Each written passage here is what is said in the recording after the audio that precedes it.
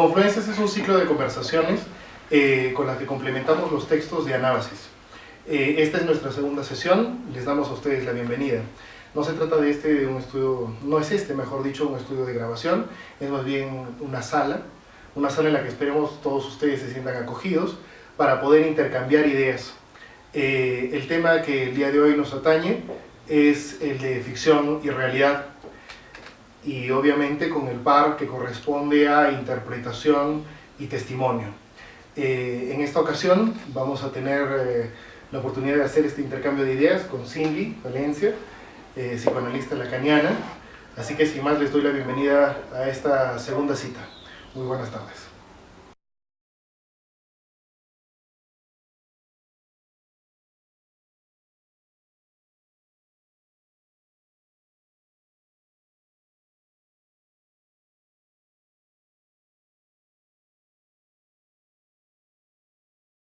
Bien, bienvenidos, se ha dicho nuevamente. Vamos a ir directamente al tema que nos atañe la sesión de hoy. Como habíamos mencionado hace un momento, se trata de ficción y realidad y sus implicancias en cuanto a interpretación y testimonio. Para ello, Cindy, hola nuevamente y bienvenida de vuelta, así como a todos quienes aquí nos acompañan en la sala. Te invito, por favor, a dar pie a esto, a partir de algunas definiciones para esta primera parte del diálogo. Luego tendremos una segunda parte en la cual vamos a atacar directamente las implicancias que los conceptos y definiciones de este primer momento nos produzcan. Bueno, muchas gracias, Juan Pablo, por la invitación. Quiero saludar a todos los que están aquí, también a los que nos están viendo a través de la pantalla. Bueno, quizá podríamos comenzar un poco con estos conceptos que tú propones a partir de ficción y de realidad, ¿no? Y a mí me gustaría introducir una más, que es la verdad, digamos, ¿no? Porque me parece importante distinguir la verdad un poco de la realidad. Digamos que la realidad es aquella situación o acontecer. Sí, un acontecer sobre el cual además no se tiene mucho control, digamos, ¿no? Porque pasa y uno no es que puede evitarlo o no evitarlo, yo qué sé, ¿no? Normalmente no lo evitamos, ¿no? Uh-huh. Como los terremotos o los incendios o cuestiones así muy abruptas de la realidad, ¿no? Por otro lado, la verdad es distinta, digamos, ¿no? Por más de que estos eventos sean reales y tengan una categoría de verdaderos también, porque no hay forma de decir no, un terremoto no sucedió, es falso, digamos. Por más de que se puede relacionar de esa manera, digamos, directa, también hay verdades que se van construyendo, digamos, ¿no? Por ejemplo, la verdad científica, ¿no? Que ahora es como muy, está como muy de moda la ciencia, ¿no? Uh-huh. Y la gente fácilmente cree muy rápido lo que se dice a partir de la ciencia, ¿no?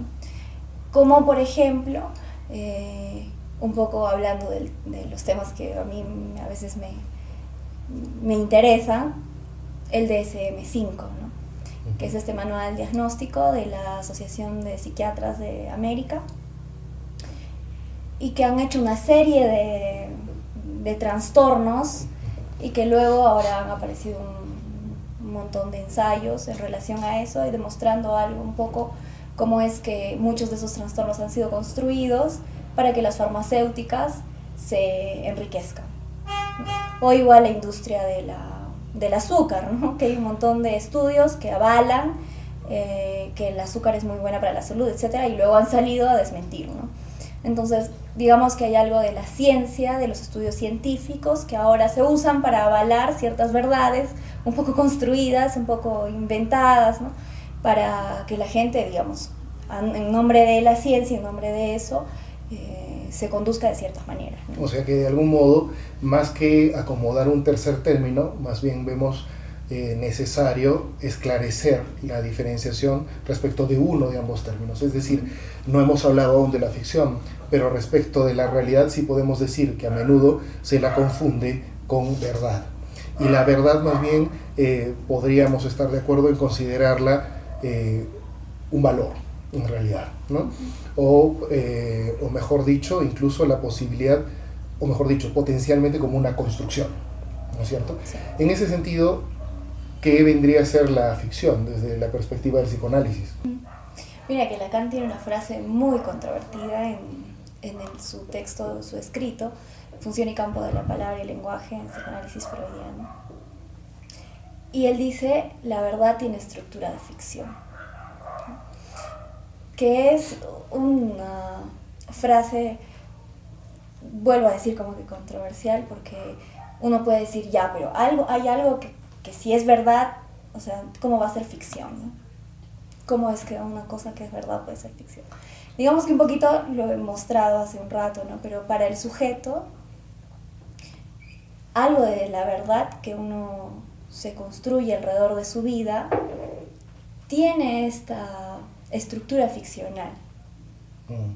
Ahora, yo me hago un par de preguntas al respecto, si me permites también para poder, digamos, introducir un conjunto de acepciones un tanto distintas, ¿no? Uh-huh. En cuanto a la diferenciación entre ficción y realidad, me parece que un elemento que nos permite en términos generales trazarla es el grado de intervención posible respecto del sujeto.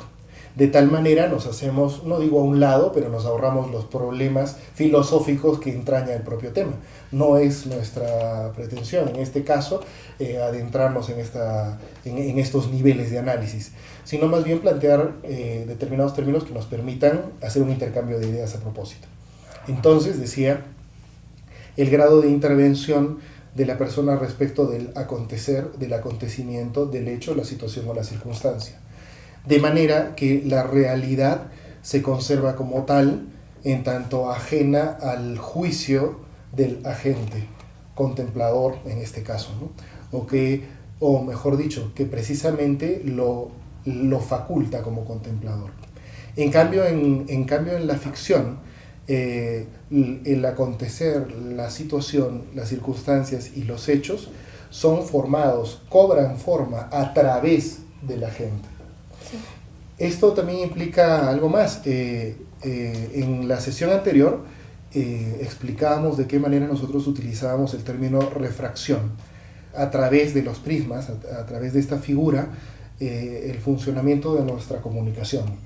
De manera que un mismo hecho arroja luces sobre una persona configurada en su complejidad como un prisma. Dicha luz se deforma en su interior y luego es nuevamente reflejada, digamos, hacia el ámbito en el cual nuevamente puede ser observada, contemplada por otros. Y por ende hay una deformación. Podríamos decir entonces que en esta deformación ya se ha dado un proceso de ficcionalización. Uh-huh. Puede entenderse según algunos como contaminación por falta de objetividad, pero creo que esto podría resultar mezquino. De hecho, en la mayoría de fuentes literarias estaremos de acuerdo en encontrar que nadie se atreve a reducir la influencia de la psique y la complejidad de una persona como simple contaminación a los hechos objetivos de los que es testigo. Entonces, podríamos ir, digamos, para redondear un poco, planteando que conviene diferenciar entre la realidad, como decías tú, que es una realidad que sucede y que acontece independiente de nosotros, la verdad, que es algo diferente y que constituye incluso quizá un valor, una construcción, y del otro lado tenemos la ficción, ¿no? Con una frase controversial de Lacan, que menciona claramente que tiene la estructura, la realidad tiene una estructura de ficción. La verdad, perdón. Entonces, esto me lleva a hacer una nueva pregunta, o un nuevo planteamiento. O mejor dicho, pedirte quizá que puedas esclarecer para nosotros la misma frase de Lacan, de manera que podamos entender un poco mejor a qué se refiere con estructura, porque está hablando de una estructura, está hablando de una forma y de un modo de plantear la realidad. Sí, que me parece que la verdad como que podría oscilar en algunos momentos, ¿no? O sea, no está como la realidad, digamos, que tiene un lugar, ¿no? Tiene un momento, tiene como que una temporalidad, o sea, es casi inalienable la realidad, ¿no? Digamos que el ser humano a partir de la ciencia ha podido como que manipular algunas cuestiones de la realidad, ¿no? Pero digamos que tiene una cuestión que no se puede negar, ¿no? Es innegable. La verdad por momentos me parece que oscila porque, o sea, el ser humano cuando existe crea algo de la verdad también. O sea, digamos que si no estuviéramos en la Tierra nosotros, no sé si existiría verdad, mentira, cierto, falso, ¿no? Eso es imposible, me parece que viene con el ser humano. Entonces, cuando la verdad está del lugar del ser humano, digamos, cuando tiene que ver además con uno mismo, ahí tiene cierta estructura ficcional, ¿no? En cambio, cuando la verdad tiene que ver con la realidad, a veces se puede equiparar muy fácilmente, ¿no? La verdad es cierta porque está pasando en la realidad, digamos, ¿no? O sea, digamos que la verdad a veces puede tener cierta... se puede igualar en algún momento con la realidad, cuando está como que de ese lado, ¿no? Pero cuando está del lado del ser humano es mucho más variable, digamos, ¿no? Por eso a veces se vuelve mucho más, los rangos de la verdad se vuelven a veces mucho más difusos en el ser humano, ¿no? Cuando se trata de la persona, digamos, ¿no? Y sobre todo cuando se trata de la vida de un sujeto. Ahí es mucho más difusa esta cuestión de la verdad, ¿no? Se me viene a la memoria una frase, o mejor dicho, una cita de T.S. Eliot, en el que menciona que cada quien es su sintaxis. Hace un momento, aquí mismo, en la sala, Arturo, uno de nuestros amigos que está aquí presente, mencionaba, ¿no? A veces la realidad es simplemente, no parafraseo nada más, la realidad es como uno mismo es, o no puede ser distinta de uno mismo. Y relaciono esto con lo que dice T.S. Eliot, ¿no? Cada quien es su sintaxis.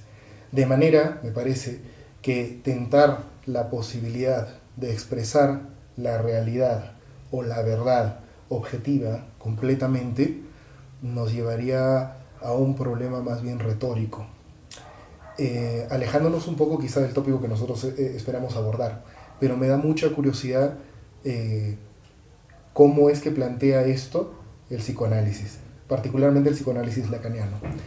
Y la pregunta, para hacerlo más puntual todavía, es, nuevamente, ¿cómo enfoca la forma? ¿De qué manera la forma y la estructura corresponden a la ficción? Eso implica reconocer que la ficción tiene una forma y una estructura, y reconocérsela como propia, y si no inherente, coincidente con la del otro lado, ¿no? Uh-huh. ¿Cómo es?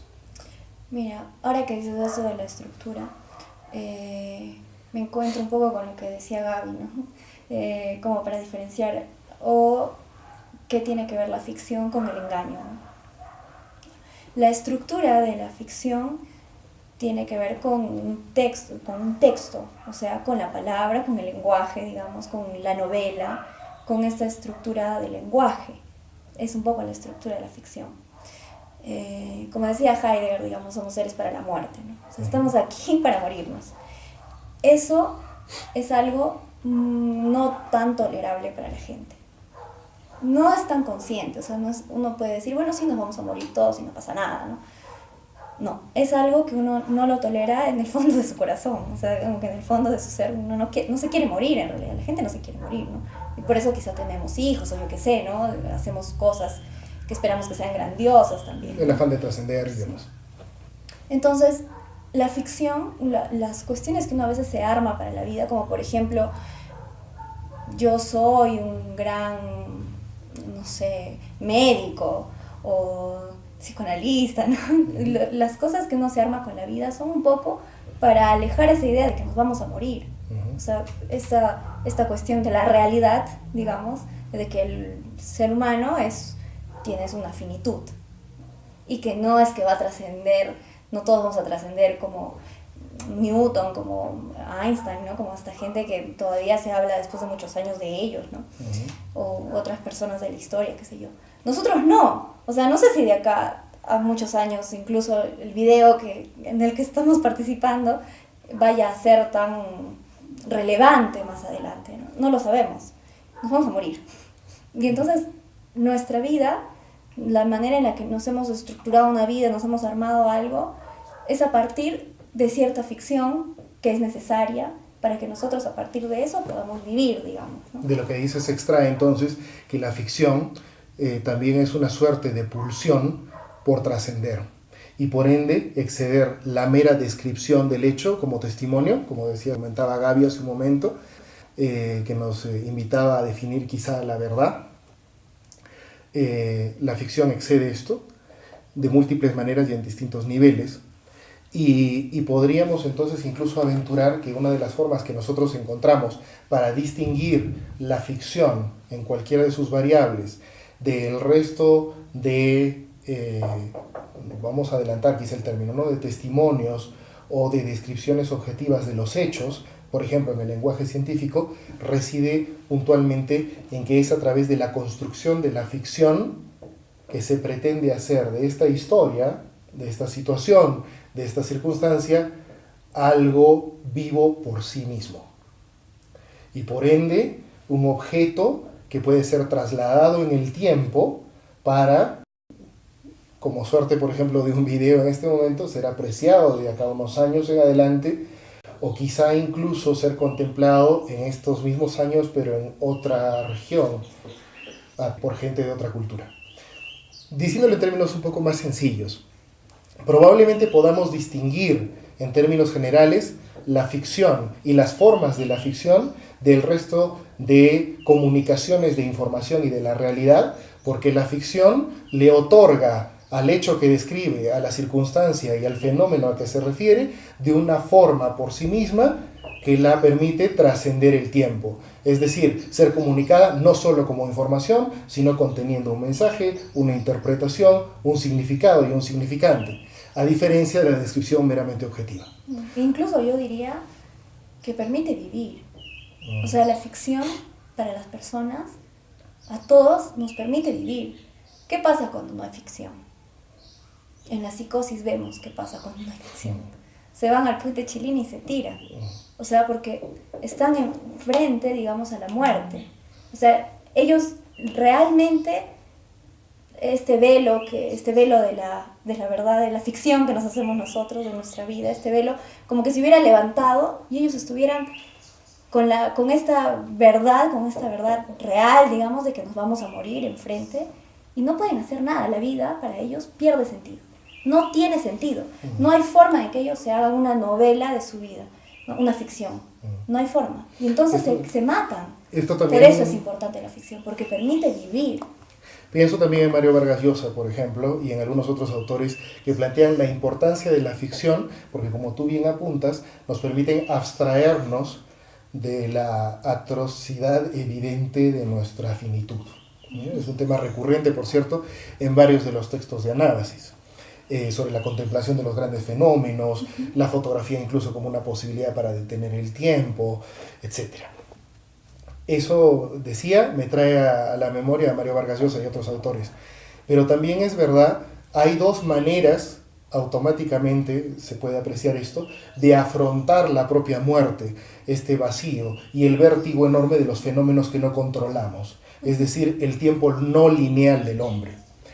Una de estas actitudes es precisamente la de la abstracción, sustraerse a este vértigo terrible para acoger, siendo uno mismo en esencia, constructor de la ficción, la novela de su propia vida o de la poesía de sus más gratos momentos, para poder continuar viviendo con una motivación no necesariamente racional, pero motivación al fin y al cabo. Y hay otra, que es la de la curiosidad. Pienso en Zizek, por ejemplo, o pienso en Marguerite Yourcenar y en otros autores, ¿no?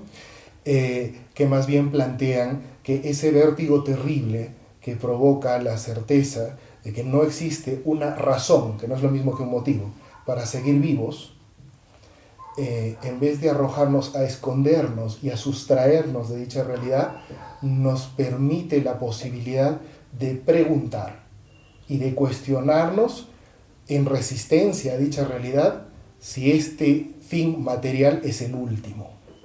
Y ese es el más alto grado de ficción. Se me ocurren muchos ejemplos.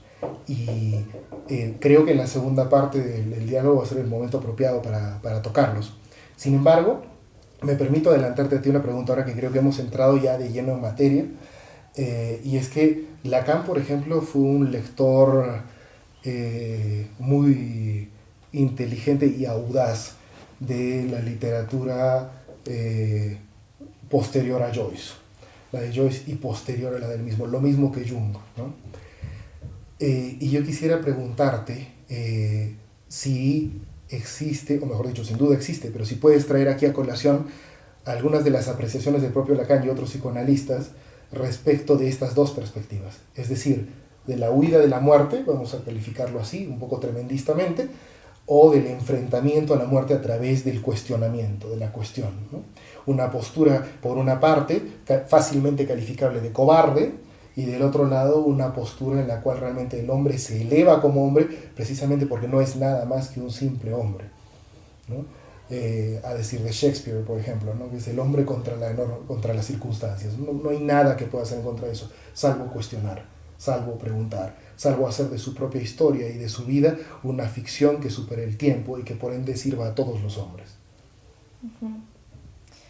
Bueno, en el caso de Lacan, él habla un poco de 3 agujeros, digamos, se puede deslizar cuando uno lee un poco su enseñanza, su obra, puede encontrar como 3 agujeros que al ser humano lo angustian.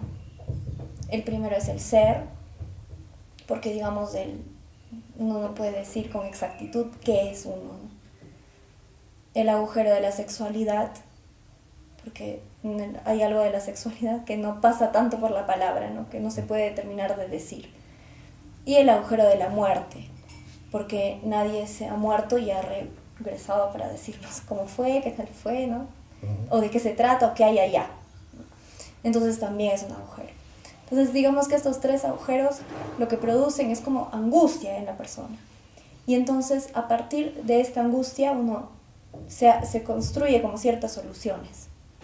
Y de acuerdo a la manera en la que uno se enfrenta o soluciona o se arma algunas cuestiones para enfrentarlo, están las estructuras clínicas del psicoanálisis, ¿no? Claro. Que son 4. El autismo, la psicosis, la perversión y la neurosis. Entonces cada uno... El autismo, la perversión, la psicosis y la neurosis. Entonces digamos que son formas a las que uno responde ante estos 4 agujeros, ¿no? 3 agujeros y la realidad, ¿no? La manera en la que uno estructura. Entonces cada uno tiene una estructura diferente, subjetiva, una estructura psíquica distinta, ¿no? Entonces cuando uno, ahora que decías esto de cómo uno se enfrenta a la muerte, digamos, ¿no? Y estas dos, en realidad hay como muchas soluciones, muchas formas, ¿no? De enfrentarse, pero la manera en la que los neuróticos lo enfrentamos, digamos, me incluyo, es un poco como poniéndole un velo a estos agujeros, ¿no? A partir de una ficción, nos vamos a morir y vamos a ir al cielo, ¿no? Nos vamos a morir y vamos a reencarnar, ¿no? Entonces hay cuestiones como ficcionales que a veces uno se inventa para hablar de la muerte, digamos, ¿no? Cuando ese velo se corre, para hablar de la muerte, de la sexualidad o del ser, cuando ese velo se corre es cuando la gente va a la consulta, digamos, claro, angustiados porque están frente al agujero. Se ha rasgado el velo. Exacto. Y por eso a mí me da como cosa mirar a la cámara, ¿no? Porque es un hueco negro, no es un agujero, digamos. Entonces siempre tengo como que cierta... No miro mucho a la cámara por eso. Cierta resistencia. Miro a ti, ¿no? Sí, es como cierta resistencia. Bueno, pero eso nos da buen pie para ir ahora a la segunda parte de la conversación, precisamente detrás de este velo rasgado, ¿no? Para ver, digamos, a lo hondo también de la imagen oscura allá. Entonces, bueno, vamos a pasar ahora a hablar de las implicancias en cuanto a la ficción, ¿no? O mejor dicho, al manejo de la ficción y de la realidad. Es decir, las implicancias que todo este juego trae consigo en cuanto al testimonio y la interpretación.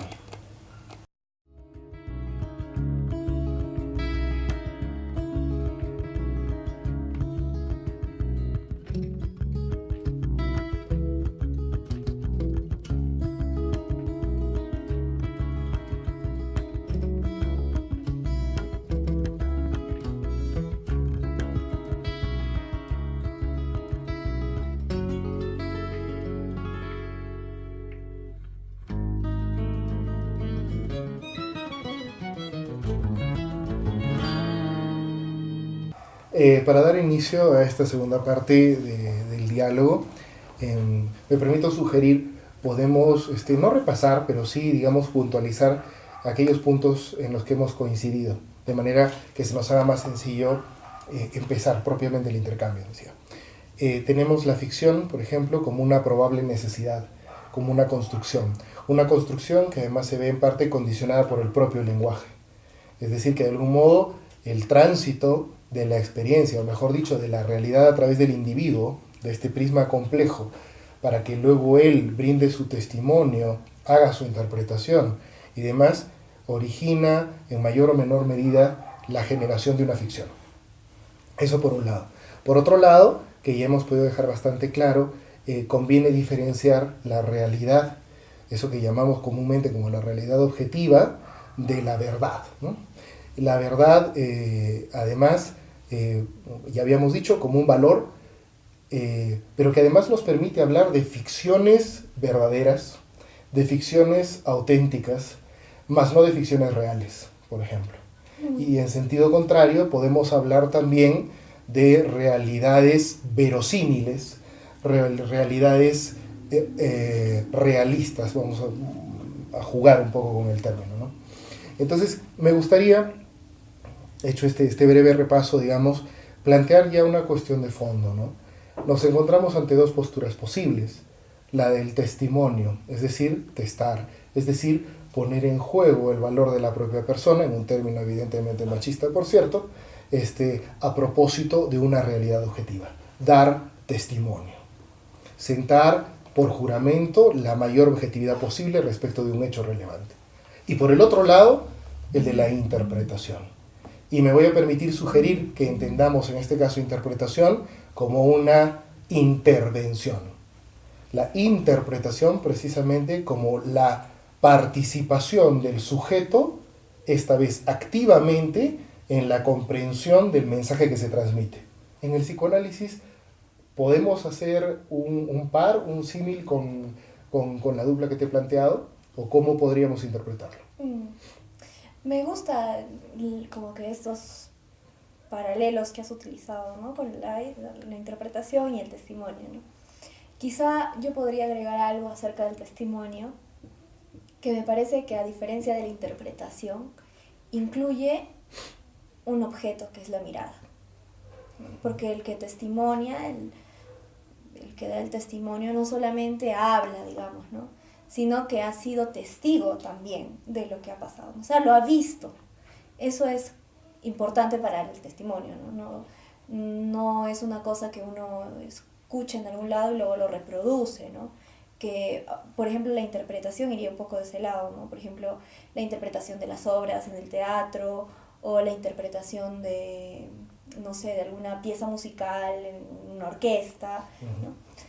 En cambio, el testimonio tiene que ver con la presencia de la persona en un hecho determinado, digamos, ¿no? Como testigo, además, como haberlo presenciado, como haberlo visto, ¿no? Haberlo oído. Entonces, eso me parece importante, digamos. Importante y con múltiples implicaciones. Pienso en el comentario que nos hizo Arturo aquí en la sala hace un momento, en el que decían, o sea, la realidad de uno mismo no puede ser muy distinta de uno mismo. Y con lo que dices del testimonio, esto se ve subrayado. Es decir, plantear la importancia del sujeto en el testimonio como aquel presente, aquel que ve, aquel que atestigua y luego transmite, implica darle una importancia al sujeto por sí mismo, al margen de su ficción. Es una pretensión atrevida. Por otra parte también conflictiva. Por otro lado también implica reconocer al sujeto por sí mismo un valor por el hecho de estar vivo y presente, al margen de poder participar. En cambio, en la interpretación no. En la interpretación, el valor de la labor realizada dependerá íntegramente del modo en que ésta se ejecute. Es decir, de la calidad, por ejemplo, literaria de una determinada interpretación, en lo convincente que pueda ser un argumento, en lo verosímil que resulte una deducción, por poner ejemplos, ¿no? Entonces, me permito hincar de nuevo ahí en la herida, ¿no? En la llaga. ¿Cómo lo ve el psicoanálisis? ¿De qué manera atribuye o no un valor a este rol personal? Porque esto nos lleva a un asunto de fondo muy delicado, ¿no? Que es precisamente la importancia de asumir un rol o asumir una condición, que son dos cosas bien distintas. Y aquí hablamos de la condición del testigo y el rol del intérprete. Y son dos cosas bien diferentes. Sí. Me parece que en la cuestión del testigo hay una afectación, ¿no? O sea, por más de que el testigo intente ser lo más objetivo posible a lo que haya visto, me parece que está la afectación de su mirada, sobre todo, ¿no? Porque los agujeros del cuerpo, digamos, están para gozar. Entonces, si uno ha sido testigo, está también como en esta condición de que algo está entrando por el agujero de los ojos, digamos, ¿no? Y entonces ahí me parece que hay esta afectación del disfrute de mirar también, ¿no? En cambio, la interpretación es diferente, ¿no? O sea, este rol que tú dices, me parece, como lo has nombrado, me parece interesante, ¿no?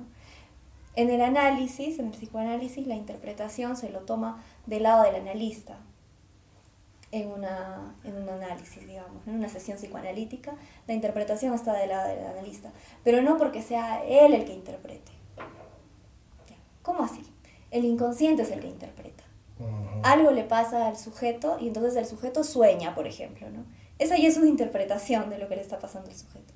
Y lo que hace el analista es ser el intérprete, o sea, a modo de un lenguaje, ¿no?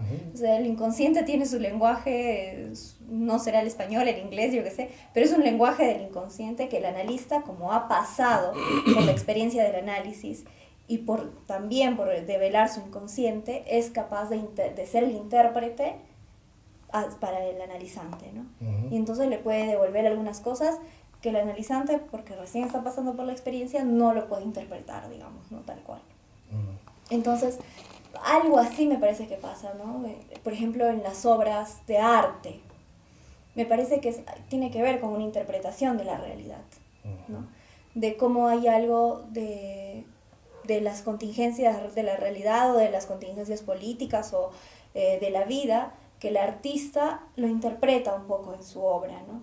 Entonces, a pesar de que pasa por la subjetividad del artista, al momento en el que lo muestra, afecta, digamos, al que lo ve, al que es testigo, digamos, de esta obra, ¿no? Y entra a tallar nuevamente quizá la figura que habíamos empleado de refracción. Hablas de afectación, me voy a colgar de dicho término. Cuando un artista, digamos en términos generales, por más que procura la mayor objetividad posible, mantenerse en el propio límite del lenguaje, sea este el de las artes plásticas o el de la comunicación verbal, cuanto más se repliega, digamos, en ese límite, evidentemente también es así, menos afectado es, o mejor dicho, afecta más directamente al hecho y por ende implica para su rol como artista una afectación menor. Lo que quiero decir es que en el ámbito de las artes plásticas y particularmente en el ámbito de la literatura, los ejemplos abundan, nos vamos a encontrar recientemente, por ejemplo, con un montón de textos autorreferenciales del movimiento mal llamado, digamos, de autoficción, en el cual distintos autores pretenden narrar sus propias historias, desarrollar sus propias ficciones, replegándose no obstante de la posibilidad de interpretar cuanto les ocurre, de tomar partido, de elaborar juicio. Entonces, tomado de este tipo de literatura el ejemplo, creo nos permite aplicarlo a otras disciplinas. Lo que quiero decir es que no se puede sustraer el artista del todo de intervenir y modificar la propia realidad de los demás con su sola participación, por la tergiversación que va a plantear su manipulación, por el hecho de simplemente haber hecho pasar a través de su complejidad prismática la realidad. Pero por otro lado hay un margen de intervención que él puede establecer. ¿En qué medida puede intervenir en los hechos como un narrador omnisciente, por ejemplo? ¿En qué medida puede replegarse, como en el ejemplo de la autoficción, en la cual, por ejemplo, hay personajes que ven sucederse los domingos nebulosos alrededor de ellos sin que esto despierte en ellos el menor juicio, ¿no? Por ejemplo. Este grado de intervención, este grado de participación en la realidad de la ficción, digamos, ¿cómo lo toma el psicoanálisis? En el caso de los sueños, bien lo dices, resulta que estamos tratando con un lenguaje para el que está mejor preparado lógicamente el analista, ¿no? pero en el resto de manifestaciones del lenguaje, es decir, en las más conscientes, ¿en qué medida se puede ver cuánto afecta a uno su propio testimonio, cuánto uno afecta la interpretación respecto de sí mismo, en qué medida y qué debería hacer con la ficción que genera para sí? Hace un momento, en la primera parte decíamos que era necesaria, pero también sabemos que hay excesos. ¿Cómo se mide esto? Bueno, eso es imposible, digamos, ¿no? Es imposible Determinarlo a ciencia cierta. Sí, la verdad, qué tanta verdad hay aquí, qué tanta verdad allá, ¿no? Entonces es muy difícil, me parece. Pero creo que en el momento en el que un artista interpreta algo de la realidad, es como tú dices, ¿no? Pone algo de sí, digamos, pero cuando lo muestra deja de ser tan suyo, ¿no? Y es la persona, digamos, el que está mirando, el que termina siendo luego el intérprete de eso. Entonces, me parece bonito el arte en ese sentido, ¿no?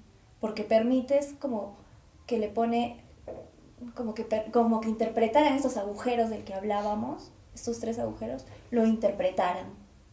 Y eso me parece lo más bello del arte. Porque eso nosotros le ponemos una historieta, le ponemos una novela encima de esos agujeros, ¿no? Pero el artista lo que hace es como pintarle algo, digamos. Que no necesariamente va a ser para responder a ellos. No. O sea, una vez más, cuando hablas de interpretar para estos 3 agujeros, por llamarlos de algún modo, lo que está haciendo en todo caso el artista es proponer una nueva afirmación, quizá un nuevo velo, digamos, sí, o quizá una nueva lente o un nuevo prisma para seguir preguntándonos a propósito de ellos. Sí.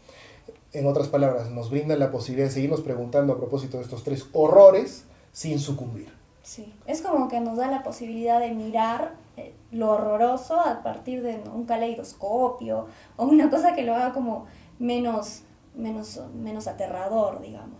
Pero de eso mismo entonces puedo deducir claramente que existe una postura crítica desde el propio psicoanálisis para este conjunto de obras autorreferenciales que mencionaba hace un momento. Porque en todo caso podríamos estar de acuerdo en que si una obra de arte no cuestiona de esta manera, no ahonda, no nos permite nuevas lentes, no nos faculta de este nuevo caleidoscopio, de este nuevo calibre, de esta nueva calibración, para ahondar en esas preguntas, entonces sencillamente nos complace en lo conocido, nos reafirma en etapas de nuestro desarrollo que probablemente ya no necesiten reafirmación, y por ende no nos llevan no solo a ninguna parte, sino que nos endurecen y nos anquilosan en una perspectiva limitada. Sí, es como hacer una pintura de la ficción, o sea, o películas de cuestiones románticas cursis, ¿no? O sea, termina siendo, o sea, está bien, quizá alguno lo puede ver, yo qué sé, pero no te lleva a ningún lugar, digamos, ¿no? O sea, es como lo mismo. No, es que me parece importante esto, porque aunque nosotros estemos hablando de términos en los que probablemente quienes estamos aquí reunidos en la sala y quienes nos ven a través de la pantalla estemos todos de acuerdo, bueno, resulta que en los últimos tiempos se ha discutido mucho sobre esto. Y entonces podemos ver algunos textos críticos, o que por lo menos pretenden pasar por tales, que elevan por los aires obras de ficción que en realidad, como tú bien dices, no hacen otra cosa que pasar barniz por encima de las versiones cotidianas de la paupérrima existencia de un montón de gente. Sí, lo que decía Gaby, ¿no? La ficción de la ficción. O la poesía de la poesía, ¿no? Y otras tonterías. Sí, y termina siendo hasta difícil de leer, pesado, o sea, me parece que eso a lo único para quien pretende penetrar en el asunto. Sí. Porque por el contrario resulta pues un paseo de lo más cómodo para aquel que lo único que desea es soliviantarse, ¿no? Sí, sí, me parece eso. Por ejemplo, estas frases, alguna vez alguna persona me dijo, ay, todo el tiempo me ando encontrando con esto de tú puedes hacerlo, de cada vez va a ser mejor, ¿no? Estas cosas como que motivadoras, y me decía, pero a veces no puedo. Y está bien también no poder, digamos, ¿no? Pero todo el tiempo están estas frases de Facebook, estos memes, esas cosas que son como que súper positivas y que sal de tu zona de confort, y que esas cosas que te empujan a hacer como que no podría ser feliz. Todo lo feo, ¿no? Es bello, ¿no? Sí. O sea, todo lo feo es bello y los defectos son virtudes. No sí. Es así, pues, así no es. No eso es como la ficción de la ficción. O sea, claro. Ya, a veces hay que hacerse otra cosa también con lo feo, ¿no? O con el fracaso lleva a cosas a veces mejores, ¿no? No todo el tiempo es como tapar eso con otra cosa. Bien, me permitiré en todo caso, a propósito de esto que veníamos conversando, plantear algunos ejemplos del ámbito literario, para que podamos comentarlos juntos, a ver qué te parece, y si es posible también enfrentarlos quizá a otro tipo de ejemplos de otras disciplinas o de fenómenos sociales que podemos todos apreciar. En el caso de la autoficción, por ejemplo, tenemos la muy famosa obra de Karl Ove Knausgaard, el escritor noruego, que se ha propuesto, bueno, ha terminado de escribir una heptalogía de millones de ejemplares vendidos, titulada Mi lucha, y que ha generado como un efecto en cadena que múltiples otros autores en distintas latitudes del mundo, lo diré sin más, copien su modelo. Es decir, hablar de su propia cotidianidad, hablar de sí mismos, supuestamente sin tapujos, sin disimulos, pero curiosamente también sin asumir la responsabilidad, diremos, atrevidamente quizá, pero de una postura respecto de su propio personaje. Por el otro lado, en el otro extremo, tenemos a la reciente ganadora del Premio Nobel de Literatura, Svetlana Alexievich, bueno, no tan recientemente galardonada, pero sí hace relativamente poco, quien nos ofrece una colección de textos bajo el título de no ficción, en los cuales recoge los testimonios de cientos de personas, para luego, en una suerte de labor de ventrílocuo, plasmarlos en textos maravillosamente bien escritos al lector, obligándonos, dicho sea de paso, a tomar una postura a propósito de los conflictos que aborda a través de este juego coral. Y se me ocurren otros dos ejemplos para luego ahondar. Uno de ellos, el del autor de Bajo el signo de Marte, un escritor suizo, Fritz Zorn, que escribió hace aproximadamente 20 años una especie de relato de su propia agonía desde el momento en que se entera que tiene un cáncer incurable. Y finalmente, como último ejemplo, no un solo título, sino probablemente el vasto surtido de relatos autoficcionales de nuestro medio latinoamericano, particularmente en Perú ha habido una producción nutrida al respecto, en la que se nos habla sobre todo de historias familiares, ¿no? Historias familiares no precisamente disfuncionales, pero sí con desgarramientos internos y algunas quejas a propósito de las incomprensiones en la relación padre-hijo sobre todo, ¿no? ¿Por qué plantear estos cuatro ejemplos? Lo diré del modo más breve que puedo. Porque mientras Karl Ove Knausgaard ha generado en muchos la sensación de que cualquiera puede hacer literatura a propósito de su vida, lo cual no es cierto, porque Knausgaard es un escritor ducho, a diferencia de los demás, que ante la sensación de facilidad de esa prosa suya, ágil y poco cuidada en apariencia, y a veces, a menudo, en efecto, poco cuidada, creen que lo pueden imitar, al final no nos obliga, no nos insta, ni siquiera nos invita a tomar postura de sí mismo. De algún modo, la sensación que transmite la colección completa, aunque no he tenido el gusto de leerla aún, sino solamente hasta el tercer volumen, pero va siendo así, es la de que complace al lector porque le habla de un personaje tan real como uno mismo. Del mismo modo que muchas cantantes y cantantes son exitosos y exitosas porque pueden cantar tan mal como nosotros en la ducha, entonces uno se siente animado a cantar como ellos, ¿no? Y en el otro extremo tenemos a Svetlana Alexievich. Ninguno de los testigos con los que Svetlana se entrevista probablemente sea capaz de elaborar párrafos tan maravillosamente estructurados como los que ella plasma en sus obras. Lo que implica que hay una manipulación del verbo, pero además de esto también una elección y por ende una interpretación.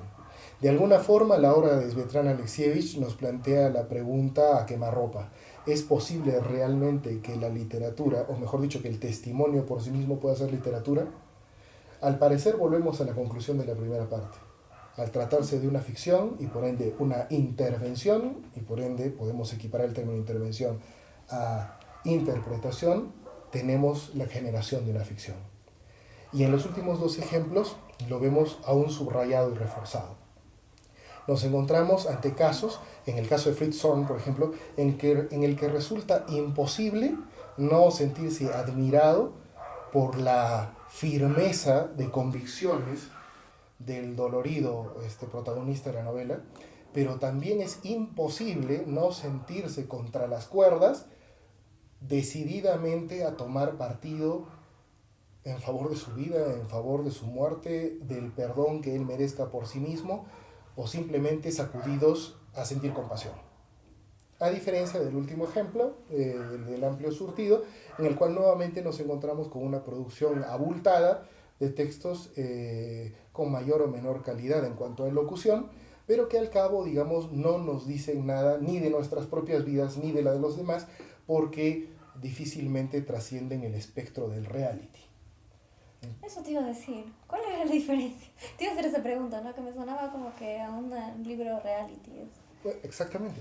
Y justo por eso preguntarte, porque el psicoanálisis ha abordado y hoy juega un rol particularmente importante para apreciar qué es lo que hace cada persona con su ficción, qué es lo que hace cada persona con su realidad, y en las redes sociales, por ejemplo, qué hace con ese reality, esa mezcla de verdad y ficción que ahora es el compuesto de la vida de cada uno. Bueno, ahí es en el análisis, en el psicoanálisis, hay un momento en el que los analistas testimonian su caso. Y entonces ahí más o menos me encuentro con lo que vas diciendo, ¿no? O sea, ¿qué tanto eso es un reality y en qué punto no, digamos, ¿no? Lo que ellos hacen, no puedo lamentablemente como que hablar de los casos en específico porque son casos personales y ellos tienen que autorizar que sean difundidos en cualquier medio. Con un contrato de reality, probablemente. Entonces es un poco complicado, digamos, ¿no? Hablar de casos específicos y poner ejemplos, ¿no? A menos que los hayan publicado, ¿no? Como si hay un caso que está publicado en un libro, ¿no? Pero la diferencia es que ellos hablan de su caso, digamos, de manera lógica. O sea, escriben el caso no para contarte cómo fue, como una telenovela, ¿no? Como si tú estuvieras mirando la televisión y estuvieras viendo una persona en la televisión viviendo. No, sino que lo escriben de manera lógica para transmitir una enseñanza, digamos, ¿no? Para ejemplificar la teoría lacaniana, a partir de un caso que ha sido llevado hasta el final, que pocas veces se ve, porque las personas que no quieren ser analistas, las personas comunes y corrientes que no son analistas, no van al consultorio para terminar un análisis, ¿no? Van al consultorio un poco para aliviar algunas cosas, etcétera, ¿no? Pero un psicoanalista sí tiene el deber ético, digamos, de terminar su análisis, llevarlo hasta el final. Entonces, ellos dan cuenta de su análisis a partir de un escrito. Ellos escriben un poco cómo ha sido su análisis, ¿no? Pero no lo escriben de esta manera, como se lo vas diciendo, ¿no? No lo escriben como si estuvieran contando cosas, no las cuentan, ¿no? Lo escriben de manera muy lógica. Entonces, cuando uno lee el testimonio de Pase, el Pase es justamente esto, ¿no? Dar cuenta del análisis que uno ha terminado. Entonces, cuando uno lo escribe para dar cuenta de eso, y tú lo lees, es una cosa impresionante, porque es bellísimo. Te deja, con algunos pasos que yo he escuchado, hasta he llorado, o sea, se me ha hecho un nudo en la garganta, porque la manera en la que lo escriben y cómo termina, o sea, no te están contando su vida, sino te están contando dónde se sostenía la ficción, de qué manera, y cómo es que ellos finalmente, al correr el velo de eso, han sido capaces de hacer algo bello a su manera con ese agujero. Y por eso Lacan siempre lo paraba comparando con el arte. utiliza mucho a Joyce también para hablar de esto, ¿no? Él habla de un escabel, ¿no? O sea, como que de subirse a un escabel para decir algo, ¿no? Para mostrarse de otra manera, ¿no? Hacer algo con eso, algo bello con eso. Y eso me parece que le quita toda la cuestión de reality, ¿no? Que me parece que hay algo de estas cuestiones del reality que es como contarte una novela ni siquiera analizada, ¿no? O sea, contarte una novela que no ha pasado, como tú dices, por ninguna... Que es diferenciar también, nos conviene diferenciar entre lo auténtico y lo crudo, ¿no? Entre lo poco cocido y lo mal hecho, lo mal enhebrado, de aquello que requiere cierto grado de crudeza, digamos, para, no digo impresionar, pero sí asombrar. Y quisiera enfocarme ahora en este último término, el del asombro, ¿no? En este movimiento de la autoficción y de la ficción reality, digamos, ya de modo peyorativo, a menudo se entiende que las impresiones de los autores ante esas nubes que bogaban por la tarde de un domingo limeño, por ejemplo, o cualquier otro ejemplo que se nos ocurra o se nos venga a la memoria, en realidad son pasados como asombro. Pero hay una clara diferencia entre el asombro, que implica necesariamente la sorpresa y la conmoción honda y auténtica, y me remito un poco a todo ese sentir de los pases psicoanalíticos, y el de la sorpresa o el de, digamos, el recurso fácil de describir la realidad esperando que ésta por sí misma, como acumulación de información, merezca de cada quien una impresión expectante, ¿no? O mejor dicho, falsamente asombrada. Entonces me gustaría saber desde la perspectiva del psicoanálisis cómo ves tú eso. Me refiero a que en qué medida vemos uno se esfuerza por asombrarse, tener una epifanía, por ejemplo, y en qué medida resulta uno asombrado, sujeto activo y sujeto pasivo. Por supuesto, como en los ejemplos que hemos dicho, que hemos mencionado anteriormente, esto no es definible a carta cabal, pero digamos que el grado de participación de uno en la interpretación de su vida, al margen del arte, tiene una importancia capital, va a determinar mucho, ¿no? Pero tengo una pregunta antes. Esta tendencia a la que te refieres, porque yo no sé tanto de literatura, digamos, ¿es reciente?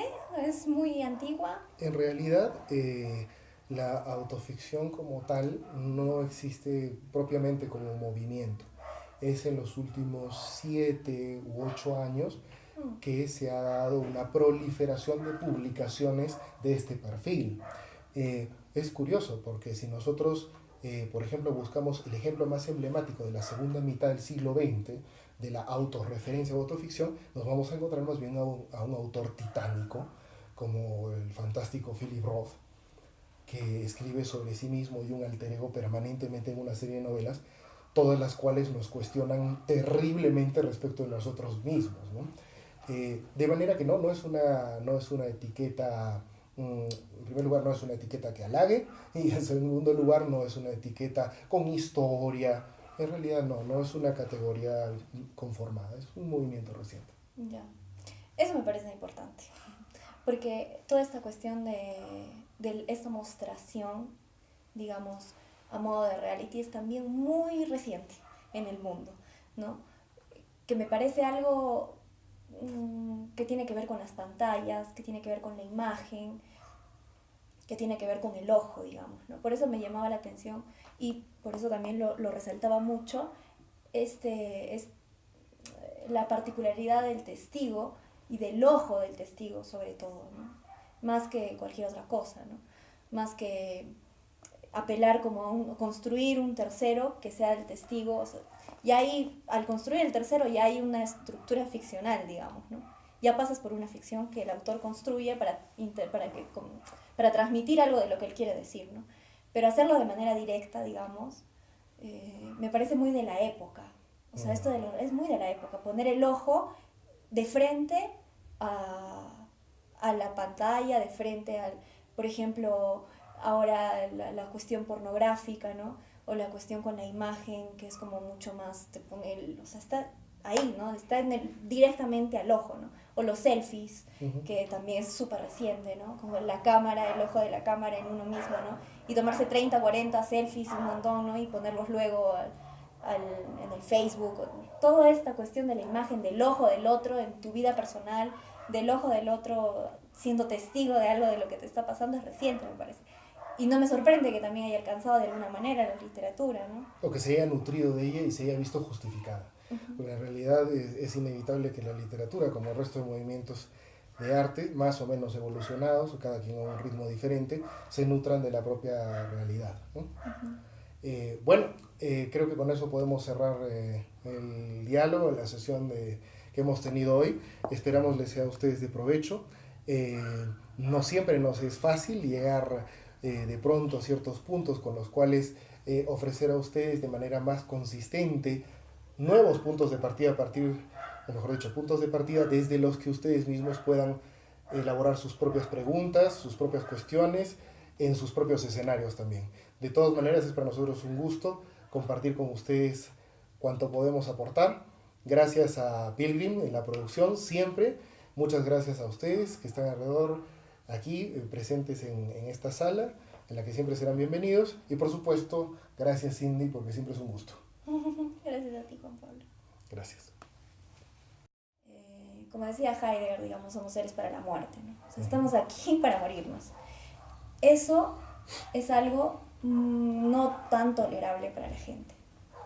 No es tan consciente, o sea, uno puede decir, bueno, sí, nos vamos a morir todos y no pasa nada, ¿no? No, es algo que uno no lo tolera en el fondo de su corazón, o sea, como que en el fondo de su ser uno no se quiere morir en realidad, la gente no se quiere morir, ¿no? Y por eso quizá tenemos hijos o yo qué sé, ¿no? Hacemos cosas que esperamos que sean grandiosas también, ¿no? El afán de trascender y demás.